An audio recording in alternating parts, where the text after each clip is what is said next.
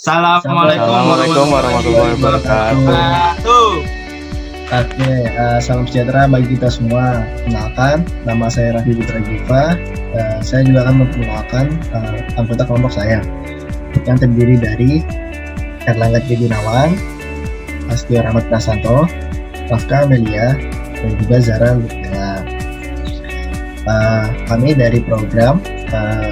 dari program studi Sistem Informasi Universitas Dharma Persada. Pada kesempatan kali ini, kami akan menanyakan hasil presentasi yang telah kami buat dengan tema perbandingan 3 distro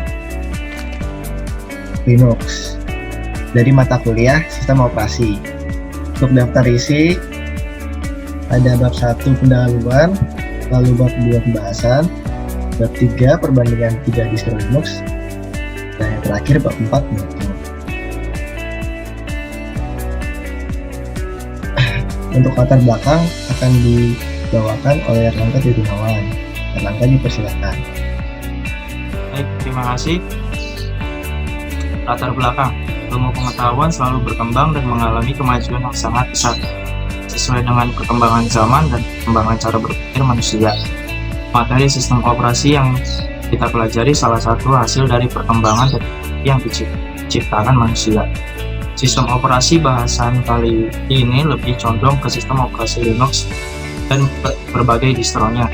Masing-masing distro punya kelebihan dan kekurangan tersendiri, dan di makalah ini kami akan membahas beberapa distro yang sudah dikembangkan. Sejarah sistem operasi Linux. Pada awalnya, Linux dibuat oleh seorang mahasiswa yang berasal dari Kanada bernama Linus Torvalds. Awalnya, Linux ini merupakan proyek hobi yang diinspirasikan dari Minix, yaitu sistem Unix kecil yang dikembangkan oleh Andrew Tannenbaum. Sekitar bulan Agustus 1991, Linux versi 0.01 dikerjakan. Saat ini, Linux merupakan alternatif sistem operasi yang jauh lebih murah dibandingkan dengan sistem operasi komersial lainnya seperti Windows 9, X, /NT/2000/E. Linux merupakan sistem Unix yang sangat lengkap pada saat ini. Bisa digunakan untuk jaringan, pengembangan software, dan bahkan untuk pekerjaan sehari-hari. Kelebihan Linux, yang pertama ada open source, yang kedua keamanan, yang ketiga ringan, yang keempat kustomisasi, yang kelima banyak pilihan distro. Kekurangan dari Linux, tidak banyak dukungan aplikasi. Yang kedua, dukungan hardware. Yang ketiga, ada dukungan support berbayar. Terima kasih.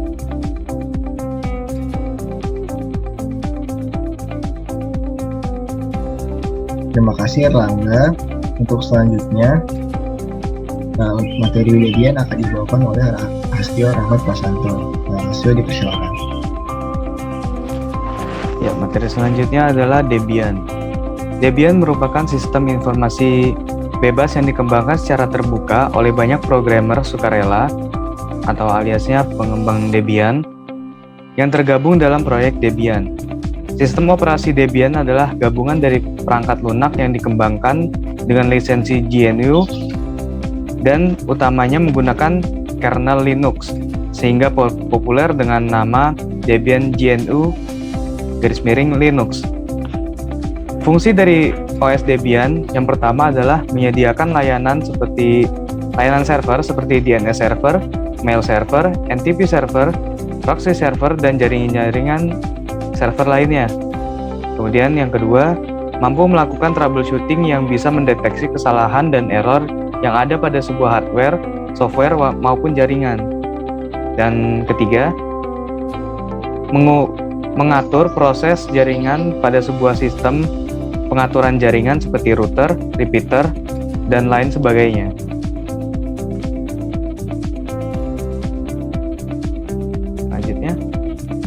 Selanjutnya ada kelebihan dari Debian.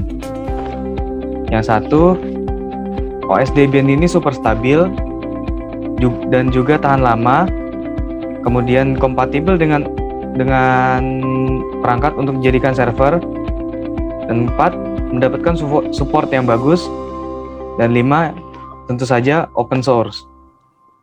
Kekurangannya dari Debian ini yang itu pertama, pengembangannya yang konservatif atau terbilang lambat. 2, sulit memasukkan software versi terbaru ke dalam distro Debian sebelum sisi kestabilan dan keamanannya benar-benar teruji. 3, sulit untuk dikonfigurasi untuk pertama kali penginstalan. 4, membutuhkan repositori atau penyimpanan yang cukup besar hingga puluhan gigabyte. Dan ada fitur-fitur dari OS Debian ini, yaitu yang pertama, System Management APT. 2, repositori dengan paket yang banyak. 3, kebijakan paket yang ketat. Dan 4, kualitas versi yang terjaga.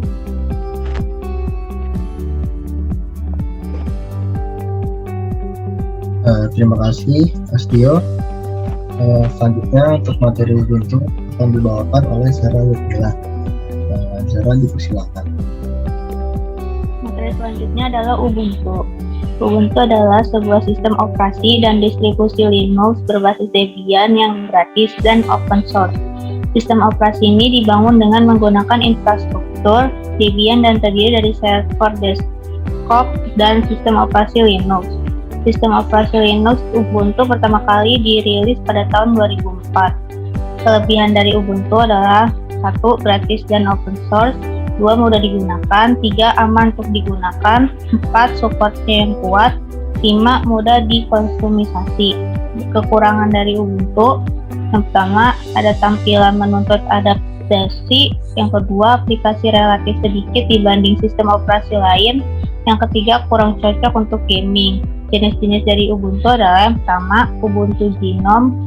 2, Kubuntu. 3, Xubuntu. 4, Lubuntu. 5, Ubuntu Mat. 6, Ubuntu Unity. 7, Ubuntu Gaji. 8, Ubuntu Kylin. 9, Edubuntu.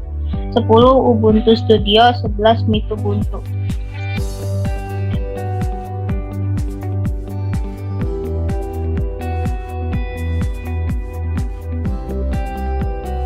Oke, terima kasih untuk Sarah Lutfila. Selanjutnya materi Linux Mint akan dibawakan oleh Rafka Amelia. Rafka, dipersilakan. Linux Mint adalah salah satu distro yang paling cepat berkembang, dan Linux Mint ini terus menantang Ubuntu untuk menjadi yang terpopuler. Selain itu, Linux Mint telah mengakseskan dirinya sebagai OS pengganti sempurna untuk sistem operasi Windows dengan pengalaman desktop yang hampir sempurna. Alasan lain mengapa kami menyebutnya distro Linux terbaik untuk pengguna baru adalah komponen untuk memberikan pengalaman yang tidak biasa kepada pengguna. Ini berarti kita tidak perlu menghabiskan banyak waktu untuk menginstal distro dan paket sebelum kita dapat menyelesaikan beberapa pekerjaan nyata. Berikutnya kelebihan Linux Mint. Pertama, desktop cinnamon yang mudah digunakan. Kedua, komunitas besar dan suportif. Ketiga, pengalaman pengguna out of the box. Yang keempat, terdapat akses repositori perangkat lunak Ubuntu. Berikutnya kekurangan Linux Mint. Yang pertama, kurangnya dukungan dari driver perangkat keras. Yang kedua, pengembangan sistem keras ini jarang membuat program sistem baru.